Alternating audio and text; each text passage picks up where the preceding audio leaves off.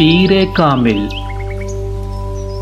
Episode number 44 Wasim Urdu والا کی آواز میں۔ وہ اس ویکنڈ پر بہت دنوں کے بعد کسی ریسٹورنٹ گیا تھا۔ اپنا آرڈر ویٹر کو نوٹ کروانے کے بعد وہ ریسٹورنٹ کے شیشوں سے باہر سڑک کو دیکھنے لگا۔ وہ جس میز پر بیٹھا تھا وہ کھڑکی کے قریب تھی اور قد آدم کھڑکیوں کے شیشوں کے پاس بیٹھ کر اسے یوں ہی محسوس ہو رہا تھا جیسے وہ باہر فٹ پاتھ پر بیٹھا ہوا ہے۔ کسی لڑکی کی سسکیوں نے اس کی محبت کو توڑا تھا۔ اس نے بے اختیار مڑ کر دیکھا۔ اس سے پچھلی میز پر ایک لڑکا اور لڑکی بیٹھے ہوئے تھے۔ لڑکی کسی بات پر روتے ہوئے سسکیاں لے رہی تھی اور ٹیشو کے ساتھ اپنے آنسو پونچھ رہی تھی۔ لڑکا اس کے ہاتھ کو تھپ تھپاتے ہوئے شاید اسے تسلی دے رہا تھا۔ ریسٹورنٹ اتنا چھوٹا اور ٹیبلز اتنی قریب قریب تھیں کہ وہ بڑی آسانی سے ان کی گفتگو سن سکتا تھا، مگر وہ وہاں اس کام کے لیے نہیں آیا تھا۔ وہ سیدھا ہو گیا۔ نگواری کی ایک لہر سی اس کے اندر سے اٹھی تھی۔ اسے اس طرح کے تماشے اچھے نہیں لگتے تھے۔ اس کا موڈ خراب ہو رہا تھا۔ وہ وہاں سکون سے کچھ وقت گزارنے کے لیے آیا تھا اور یہ سب کچھ اس کا دل اچاٹ ہونے لگا۔ وہ دونوں رشین تھے اور اسی زبان میں ایک دوسرے سے باتیں کر رہے تھے۔ وہ ایک بار پھر کھڑکی سے باہر دیکھنے لگا، مگر غیر محسوس طور پر اس کی سماعتیں ابھی بھی انہی سسکیوں کی طرف مرکوز۔ اس نے کچھ دیر بعد مڑ کر ایک بار پھر اس لڑکی کو دیکھا۔ اس بار اس کے مڑنے پر لڑکی نے بھی نظریں اٹھا کر اسے دیکھا۔ چند لمحوں کے لیے ان دونوں کی نظریں ملی تھیں اور وہ چند لمحے اس پر بہت بھاری گزرے تھے۔ اس کی آنکھیں متورم اور سرخ ہو رہی تھیں۔ اسے یکدم ایک اور چہرہ یاد آ گیا، امامہ ہاشم کا چہرہ، اس کی متورم آنکھیں۔ ویٹر اس کا آرڈر لے کر آ چکا تھا اور وہ اسے سرو کرنے لگا۔ اس نے پانی کے چند گھونٹ پیتے ہوئے اپنے ذہن سے اس چہرے کو جھٹکنے کی کوشش کی۔ اس نے چند گہرے سانس لیے۔ ویٹر نے اپنا کام کرتے کرتے اسے غور سے دیکھا، مگر سالار کھڑکی سے باہر دیکھنے میں مصروف تھا۔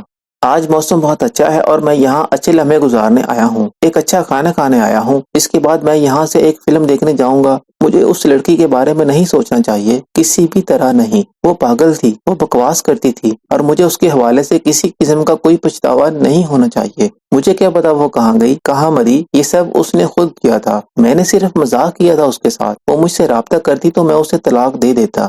لاشعوری طور پر خود کو سمجھاتے سمجھاتے ایک بار پھر اس کا پچھتاوا اس کے سامنے آنے لگا تھا۔ پیچھے بیٹھی ہوئی لڑکی کی سسکیاں اب اس کے دماغ میں نیزے کی انی کی طرح چبھ رہی تھیں۔ میں اپنی ٹیبل تبدیل کرنا چاہتا ہوں، اس نے بہت کھردرے انداز میں ویٹر کو مخاطب کیا۔ ویٹر حیران ہو گیا۔ کس لیے سر؟ یا تو ان دونوں کی ٹیبل تبدیل کر دو یا میری، اس نے ہاتھ کے اشارے سے کہا۔ ویٹر نے ایک نظر اس جوڑے کو دیکھا، پھر وہ سالار کا مسئلہ سمجھا یا نہیں، مگر اس نے کونے میں لگی ہوئی ایک ٹیبل پر سالار کو بٹھا دیا۔ سالار کو چند لمحوں کے لیے وہاں آ کر واقعی سکون ملا تھا۔ سسکیوں کی آواز اب وہاں نہیں آ رہی تھی، مگر اب اس لڑکی کا چہرہ بالکل اس کے سامنے تھا۔ چاولوں کا پہلا چمچ منہ میں ڈالتے ہی اس کی نظر اس لڑکی پر دوبارہ پڑی۔ وہ ایک بار پھر بدمزہ ہو گیا۔ اسے ہر چیز یکدم بے ذائقہ لگنے لگی۔ یہ یقیناً اس کی ذہنی کیفیت تھی، ورنہ وہاں کا کھانا بہت اچھا ہوتا تھا۔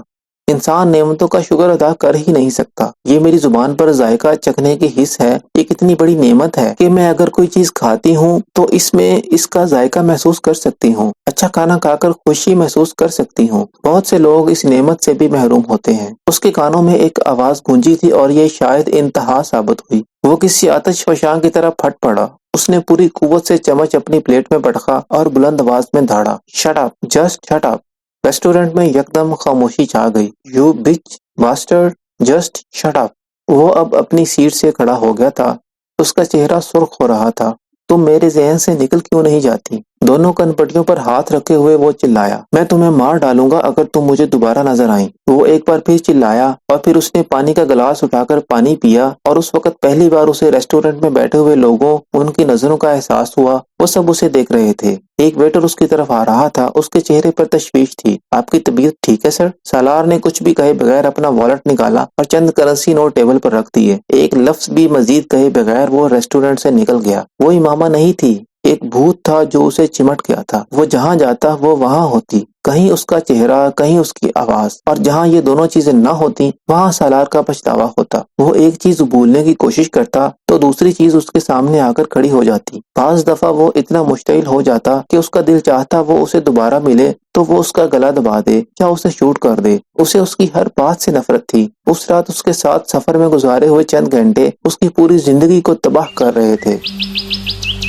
मगर आप क्यों आ रहे हैं? वो दोनों फोन पर बात कर रहे थे और उसने सलार को चंद दिनों बाद न्यू हेवन आने की इतला दी थी। सलार उस वक्त रूटीन की जिंदगी गुजार रहा होता तो वो उस इतला पर यकीनन खुश होता, मगर वो उस वक्त ज़हनी अबतरी के जिस दौर से गुजर रहा था उसमें कामरान का आना उसे बेहद नागवार गुजर रहा था और वो ये नागवारी छुपा भी नहीं सका। क्या मतलब है तुम्हारा? क्यों आ रहे हैं? तुमसे मिलने के लिए आ रहा हूँ। कामरान उसके लहजे पर कुछ हैरान हुआ। और पापा ने भी कहा है कि मैं तुमसे मिलने के लिए जाऊं। वो होंठ बेंचे उसकी बात सुनता रहा। तुम मुझे एयरपोर्ट से पिक कर लेना। मैं तुम्हें एक दिन पहले अपनी फ्लाइट की टाइमिंग के बारे में बता दूंगा। कुछ देर इधर उधर की बातें करते रहने के बाद उसने फोन बंद कर दिया। 4 दिन के बाद उसने कामरान को एयरपोर्ट से रिसीव किया। वो सलार को देखकर हैरान रह गया। तुम बीमार हो? उसने छूटते ही सलार से पूछा। नहीं, मैं बिल्कुल ठीक हूँ। सलार ने मुस्कुराने की कोशिश की। लग तो नहीं रहे हो। कामरान की तशवीश में कुछ और इजाफा होने लगा। वो आंखों में आंखें डालकर बात किया करता था, आज खिलाफे मामूल वो आंखें चुरा रहा था। गाड़ी ड्राइव करते हुए भी वो बहुत गौर से सलार को देखता रहा। वो बेहद एहतियात से ड्राइव कर रहा था। कामरान को हैरानी हुई। वो इस कदर रैश ड्राइविंग करता था कि उसके साथ बैठे हुए बड़े से बड़ा जीदार आदमी डरता था। कामरान को ये एक मस्बत तब्दीली लगी थी, मगर ये वाहद मस्बत तब्दीली थी जो उसने महसूस की थी। बाकी तब्दीलियां उसको परेशान कर रही थीं। स्टडीज कैसी जा रही हैं तुम्हारी? ठीक हैं। उसे सफर के दौरान भी इसी तरह के जवाब मिलते रहे थे।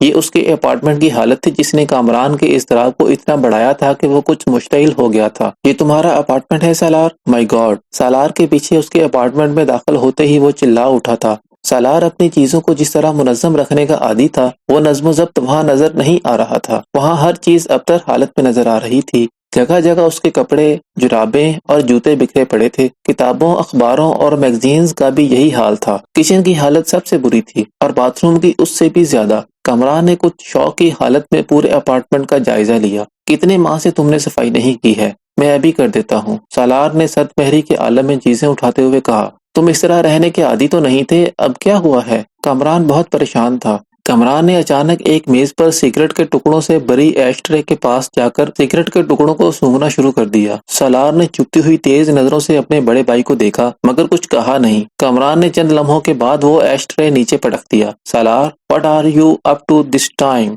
मुझे साफ साफ बताओ, मसला क्या है? ड्रग्स इस्तेमाल कर रहे हो तुम? नहीं, मैं कुछ इस्तेमाल नहीं कर रहा। उसके जवाब ने कामरान को खासा मुश्तिल कर दिया। वो उसे कंधे से पकड़कर तकरीबन खींचते हुए बाथरूम के आईने के सामने ले आया। शक्ल देखो अपनी, ड्रग एडिक्ट वाली शक्ल है या नहीं? और हरकतें तो बिल्कुल वैसी ही हैं। देखो, नजरें उठाओ अपनी, चेहरा देखो अपना। वो अब उसे कॉलर से खींचते हुए कह रहा था। सालार आईने में अपने आप को देखे बगैर भी जानता था कि वो उस वक्त कैसा नजर आ रहा होगा। गहरे हलकों और बड़ी हुई शेव के साथ वो कैसा नजर आ सकता था? रही सही कसर उन महासों और होंठों पर जमी हुई पटरियों ने पूरी कर दी थी जो बेतहाशा कॉफी और सिगरेट पीने का नतीजा थे। महासों की वजह से उसने रोज शेव करनी बंद कर दी थी।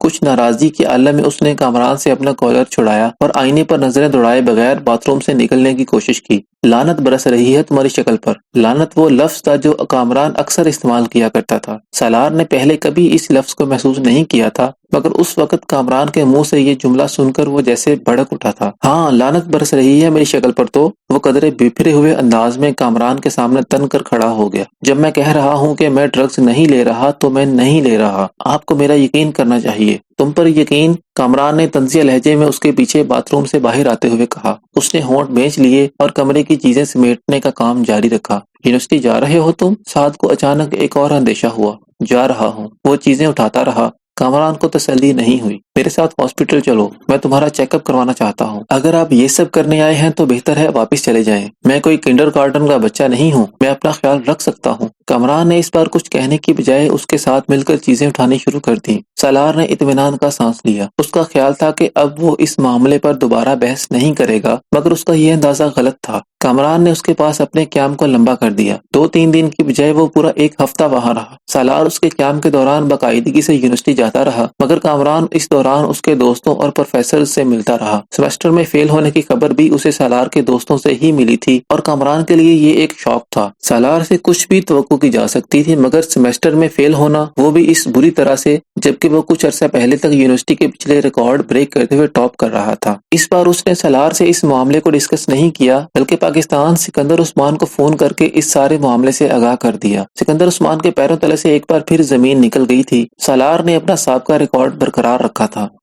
وہ 1-1.5 سال کے بعد ان کے لیے کوئی نہ کوئی نیا مسئلہ کھڑا کرتا رہتا تھا اور ہاشم مبین والے معاملے کو بھی اتنا ہی عرصہ ہونے والا تھا۔ آپ ابھی اس سے اس معاملے پر بات نہ کریں، یونیورسٹی میں کچھ چھٹیاں ہونے والی ہیں، آپ اسے پاکستان بلا لیں، کچھ عرصے کے لیے وہاں رکھیں، پھر ممی سے کہیں کہ وہ اس کے ساتھ واپسی پر یہاں آ جائیں اور جب تک اس کی تعلیم ختم نہیں ہوتی اس کے ساتھ رہیں۔ کامران نے سکندر عثمان کو سمجھایا۔ سکندر نے اس بار ایسا ہی کیا تھا، وہ بغیر بتائے چھٹیاں شروع ہونے سے پہلے نیو ہیون پہنچ گئے۔ اس کا حلیہ دیکھ کر سکندر عثمان کے پیٹ میں گرہیں پڑنے لگی تھی، مگر انہوں نے کامران کی طرح اس سے بحث نہیں کی۔ انہوں نے اسے اپنے ساتھ پاکستان چلنے کے لیے کہا۔ اس کے احتجاج اور تعلیمی مصروفیات کے بہانے کو نظر انداز کرتے ہوئے انہوں نے زبردستی اس کی سیٹ بک کرا دی اور اسے پاکستان لے آئے۔